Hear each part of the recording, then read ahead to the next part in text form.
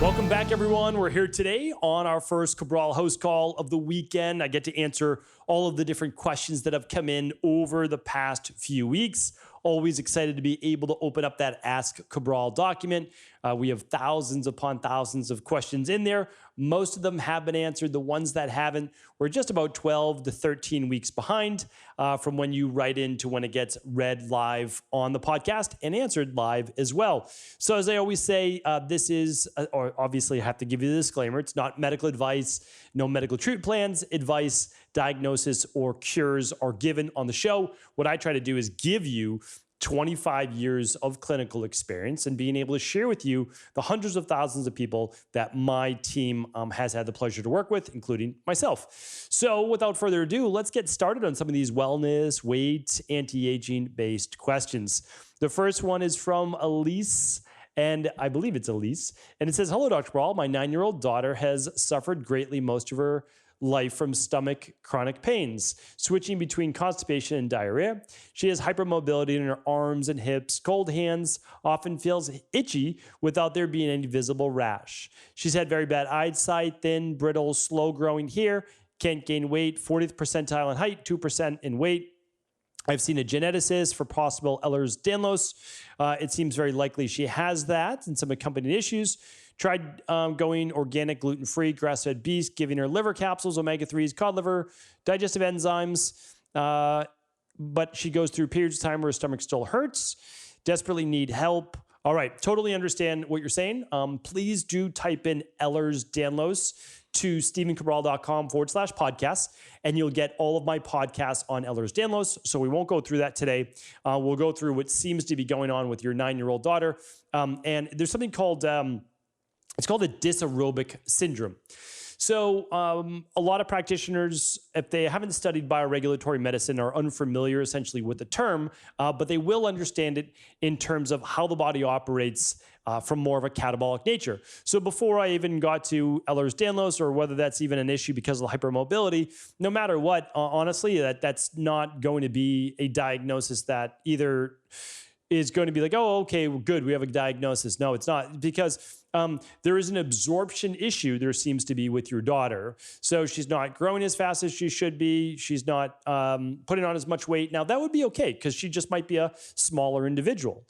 And that's okay. Like, that is okay. There's nothing wrong with that. However, if she's healthy, the eyesight, the thin hair, brittle, all those things leads me to believe that the body is not absorbing the nutrients that she needs. I would have her iron levels checked right away. Like right away, I would have iron levels checked, not just total iron binding capacity or serum iron. I'd be looking at ferritin levels as well. So definitely looking at that. I would have blood work run. Doctors won't run blood work typically on a young child unless you ask. I would look for this full CBC and the upgraded iron panel. And I would be looking at this child's digestion. Personally, if I could only run one lab, it'd be the bacteria and parasite stool test. That's what I would do for sure, because if there's parasites, that's why she's not absorbing as many nutrients as she needs and not making the iron, because there could be some minor, again, I'm not giving you any diagnosis, right? But there could be some minor intestinal bleeding, which depletes iron. And that's just basically from inflammation. That happens from inflammation. So that's what I would do. Honestly, that's what I would do, because it looks like you're doing so much. I just want to get to the underlying root cause. All right. So hopefully that was helpful, Elise. And the stool test can be found at stevencabral.com/labs. And again, you can run that with anyone you want, but I just want you to know it's available. Anna says, hello, Dr. Brawl. I've just read your book and I thought it was interesting and eye-opening. My son is 20 years old. We live in Holland and he was born premature and dysmature. He's had an eating problem for the first 3 years and a lot of ear infections. He now wears hearing aids. I also recognized myself in your comments that you felt you never got answers at several hospitals. My son, first discovered when he was 4 years old, also had numerous calcifications in his muscles. He's fairly healthy, can do sports, but it does trouble him that the calcifications in his feet are often inflamed if he does too much. Up to now, they only do blood tests, urine tests, and occasional photos. They haven't seen a similar case in Holland, and I find it difficult. They can tell me so little. Can these calcifications be autoimmune? Do you have any idea what could cause them? Thanks for all I've learned up to this point. Yeah, happy to help, Anna. Thanks so much for writing in. So happy to answer this. So we want to look at a lot of different things. Calcium will occur pretty much at the site of any injury. Almost nobody shares that, but you can get calcifications with inflammation. So calcification in the arteries, well, you have inflammation in the arteries. Calcification around the joints, okay, you've got inflammation around the joints.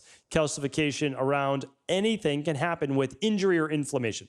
So really we then want to say, okay, well, why does your son have so much inflammation? Okay, we might say it's an autoimmune issue. Okay, but let's keep going further. Why is there an autoimmune issue? Is there heavy metals? Is there gut issues? Like, what's going on? And so now that he's 20 years old, I would have him run the Big Five. And I'm pretty sure we ship to Holland, but if not, you'll be able to find a naturopathic doctor, a bioregulatory doctor, or integrative health practitioner level 2 over there. So that's what I would do. Run the Big Five. Look at omega-6 to omega-3s. Look at the gut function. Look at heavy metals. Figure out what is going on, and then you'll be able to figure out like why the calcifications. You know, the easy thing for me to say would be add omega-3s, add magnesium so that the calcification doesn't build up in the body, and the magnesium actually helps it get to the bones. But that's not enough, right? That's not enough for me to say that. I would really like to see those labs, and then we'll be able to figure out that underlying root cause. All right. So yeah, that is exactly what I would do. All right, Carl's up next. I have a sluggish and low metabolism. Every morning I wake up feeling shaky. My morning blood sugar can be anywhere from 85 to 115. My morning blood pressure is 150 over 100. As the day goes on, it gets better. Every time I go on a diet and cut out the mostly carbs, if you want to read, I keep this a family show, and I know that's not a bad word, but I still keep it a family show because, you know, I know a lot of kids listen to the show. So if you ever want to read along with the questions, just head on over to stephencabral.com/2486 are today's questions. So when you cut out the processed carbs, you feel shaky and the blood pressure stays elevated all day. Even though blood sugar is fine. I realize this is most likely a cortisol issue. I have candida issues through lab testing. How can I get enough good carbs to lose weight, yet keep my metabolism up, blood pressure low, and cortisol normal? Okay, yeah, so this is what we have to do is we need to, if you only run one lab, ideally, again, it's the Big Five, and you can find that at stephencabral.com/labs. But if you only run one, run the stress, mood, and metabolism, okay? And that would be the lab, and then you get a whole plan that comes along with it. Because your blood sugar is, yeah, it's borderline, like 85 to 90 is fine, but on the days where it's like 95 to 115, sure, it's too high, like no doubt about it. But, you know, honestly, that's easy enough to fix. It really is, and I think you know how, right? So go back to my shows on making sure you get enough fiber and protein at each meal to stabilize blood sugar. Please do check out that show. And again, if you ever can't find those shows, just go to cabralsupportgroup.com and ask, and we're happy to help. And so that's that. But your blood pressure can't be 150 over 100. Like, I'm just saying that right now. That is way too high for blood pressure. So go to see your PCP if you need to.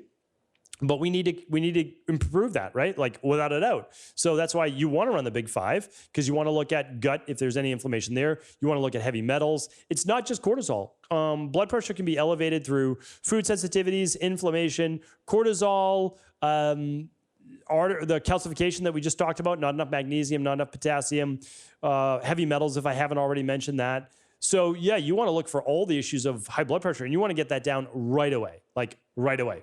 That needs to be under 130 for the top number, the systolic, and it needs to be under 80 for that diastolic bottom number. I mean, it has to be at any time of the day. So let's fix that. Like, let's definitely, I'm just giving you like raising the flag. Let's fix that either with your PCP temporarily or get right into natural health. All right. And you'll fix your glucose, I'm sure, at the same time, right? Because you'll be doing something like the 21-day functional medicine detox, which I would do. But again, I'm not giving medical advice. And then I would go into the next protocol from there, which will be dictated by your lab results. All right, Tiffany's up next. Hello, Dr. Cabral. I'm a daily listener to your podcast as I try to incorporate what I can into a healthy lifestyle for me and my family. I really appreciate it. Thank you, Tiffany. I appreciate you. My son is 16, and we noticed that one of his hands shakes. I was distracted by it the other day as he was talking to me, so it was noticeable. He's a strong guy, 6 feet tall, does pole vaulting, lifts, and cardio, not anxious or really stressed, eats fairly good. He does eat a lot of sugar and sweets. Can you give me some ideas to look at to help with this? I'm not sure where to start with him. It has been going on for several months, but it seems to be more noticeable. Thanks so much. Okay. Yeah. So here's the issue. He's 16 years old. So many 16-year-olds eat a lot of processed sugar, and they also drink energy drinks. So first and foremost, let's not read into this like it could be a huge issue, right? Like, let's not look into this as neurological based or nervous system based or, different levels of neurotransmitters are off, because all of those things could be true. All right. So again, you can test for all of them. He's 16, so we can definitely do the big 5, and you could do the neurotransmitter test if you need to. Okay. So again, those are available. I'm not saying you need to go there yet. The simplest using Occam's razor is to say a lot of teenagers, when they're out with their friends, drink energy drinks, caffeine, and they eat a lot of sweets, and then they are highs and lows in blood sugar, and that can cause the shakiness. If we stabilize that with the 16 years old, let's just say 30 grams of protein at each meal, at least, the 3 meals a day, with good fiber and carbs and healthy fat, let's see if that helps. And then cut out those energy drinks, all right? And you might need to wean down, because again, some teenagers are doing 2-3 energy drinks a day. So, you need to wean down basically a half instead of a full, and make that last for 2 of them. And then you just keep gradually decreasing. Check out my podcast. Obviously, these are all free, on how to wean off caffeine. Okay, so again, if you ever can't find an answer or a podcast, right into cabralsupportgroup.com. That's a free Facebook group. Okay. All right. Joseph's up next.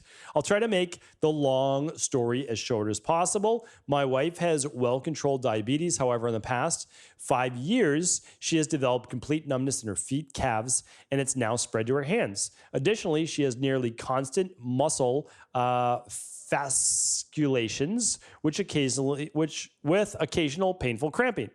We know it's demyelination, but no one knows why it's occurring. She has had every test available, and everything she knows, she's the picture of health, aside from diabetes. Well, all right, well, there we go. She has had tests for tropical disease, exotic disease, etc. Been to the Cleveland Clinic, recently had a spinal tap, showed nothing. Okay, bands around the cerebral fluid. Let's see, her spleen occasionally swells, so you can see it pushing against her skin. Okay. All right. Well, there's something going on. And Joseph, thank you for writing in. And I appreciate you telling me she has diabetes, spleen issues, a couple bands, maybe issues as well. So, this is interesting. So there's definitely an inflammatory process in her body, because you confirmed, you said, it's demyelination. Okay. So demyelination, for those people that don't understand, basically your nerves run through your body, and it looks like an electrical system. If you've never read The Rain Barrel Effect, I show it in that. If not, you can just literally look up the nervous system online. If you've ever been to a Body Worlds exhibit, I think it's absolutely incredible. When the first time I saw the nervous system removed from the human body, and it looks like tentacles. It's all wires. Your nervous system literally is wires for your body, and it's all innervated off your spine. And so what happens is this nervous system has a very protective outer coat, the myelin sheath. Think of it as insulation, like fat covering the electrical wire. And as it begins to be worn away, well, the wire then begins to short circuit. And so that's what we're talking about here. So diabetes can absolutely cause that, like no doubt about it. But that's from dysregulated inflammation, from dysregulated glucose. Now, if the diabetes is controlled, we shouldn't have this issue. I'm a big advocate of anybody with diabetes, again, I'm not giving you medical advice, to use a pump or something like that regulates your insulin levels automatically all day long, so that they never get too out of control. Now, besides that, highest recommendation is that you run the Big 5. There sounds like there might be heavy metals. There sounds like there is something inside of the body causing inflammation. And the spleen should not be swollen unless the immune system is on overdrive, like your wife has ongoing Epstein-Barr virus or mononucleosis or herpes. Like there's something like, why is the spleen being enlarged with all of these cells, right? So, because that's the epicenter essentially of the immune system, or at least a big part of it. So, let's go deeper on this. If you've done all the blood work, let's run the Big 5 and let's go deeper. All right, Joseph, hopefully that is helpful. We've got one more question today, and it is from Jade. Jade writes in saying, "Hi, Dr. Ball. Thank you for sharing all your knowledge with us. Truly a blessing. I'm 57 years old. I have fibromyalgia, IBS, silent reflux, and Gilbert's syndrome. I suffer with daily chronic fatigue. severe stomach issues. Everything hurts my stomach, gas, bloating, cramping, and loose stools, anxiety, whole body pain, and trouble sleeping. Oh, and my cholesterol is high. I've also had EBV in the past, which is Epstein-Barr virus. I'm always in fight or flight mode. I work full time for 30 years in a very stressful workplace. I've always felt drained. I have gone through a lot of emotional trauma in the last few months, which has made everything worse. I do eat very clean and healthy, no processed junk at all. Everything's organic. I pray and meditate daily. I walk when I'm not in a flare-up, and I do yoga. CBD oil seems to help, but I'm not sure if it will cause more problems with my Gilbert's since I've stopped it until now. If it's okay to continue, what do you suggest for me? I can't afford your one-on-one consultations, but I will do whatever else you recommend. Thank you and your team for all you do. All right, happy to help, Jade. So first of all, I want to give you a free case study that may be very similar to yourself, okay? So I want you to go to stevencabral.com/2475. I filmed it last week. And it's called, and this is, this is to be taken lightheartedly because we're going to have to talk about the stress. It's called the Everything is Wrong with Me case study and lab results. Now, I'm not saying, Jade, everything is wrong with you, but there's gut issues, right? There's inflammation, there's the fibromyalgia, there's the viruses, and there's all sorts of the digestive issues with fatigue, right? So that's a lot. I had a lot, so I totally understand. And so what we want to do is we need to work at a foundational level. So we can't be looking at, oh, well, we need to just work on cholesterol or just work on fibromyalgia. It's not going to work that way. Two main things we need to work on right away are gut and stress. Everything else can wait a moment, okay? Because it's all going to get better through the domino effect of natural healing. So we need to really squelch all of the inflammation, and that's going to come mainly from the stress and the gut healing. We're going to figure out what's going on with your gut, and then we're going to rebalance it. And for the trauma, you need to also be working out on that in my de-stress protocol, from the emotional part, the stress part, and the success mindset, right? 3 of my 8, right? Those are the mind.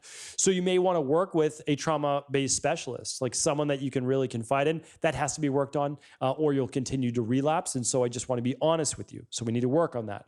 Now, if you can't run the big 5, which of course I recommend for a case like this, of course I do, then we might jump right into protocols. Again, no medical advice, but you will look at stevencabral.com/CBO. The CBO protocol with the citricidal drops, start slowly, right? You might only do half the dosage for you. And we're going to use the daily nutritional support every day, the omega-3 support every day. That's at a minimum, all right? So CBO protocol at a very minimum, DNS and omega-3s. And in my opinion, but again, I'm just opinion right now, the sleep support at night, because we need to get you repairing at night, right? So you'll use the full spectrum magnesium, and you might use the sleep help support, or you might use the adrenal soothe. So that's why if you can do a one-on-one, obviously it's the best thing to do, but I understand there's an expense to it, so I totally get it. Now, the nice thing is if you run the big 5, you run labs, it comes with the consultation already included, so that's great. But if not, I gave you some things to start on right away. You might even want to do the functional medicine detox to start. Maybe just the 7-day, right, to start. And if you can't go the first 2 days with fasting, well, then you might want to just do the days through 3 through 7 plan and not do the fasting days, but you still get a lot of the benefit. And then you can go to the CBO protocol, all right? So I did mention CBD and Gilbert's before. You can't overdo it, right? You don't want to overdo anything with Gilbert's, especially when you're in an inflamed state. When you're not in an inflamed state, it's actually not as much of an issue because there's not as much stress on the liver itself. All right. So hopefully that was helpful. We wish you, Jade, and everyone else all the best, you and your families. I know a lot of people wrote in for their family as well. And so we love helping the whole family. That's what we're all about. Remember, at IHP, the Integrative Health Practitioner Institute, you can actually become certified to do this type of work. And the reason why it came to my mind is that our motto is literally a health coach in every home. That's our goal. We want to put a health coach in every home. If you're interested, if that sounds interesting to you, head on over to integrativehealthpractitioner.org. or just ihp.coach. They'll take you to the same place. All right, hopefully this was helpful. I'll be back tomorrow answering more of our community's questions. Take care, everybody. Have an amazing weekend.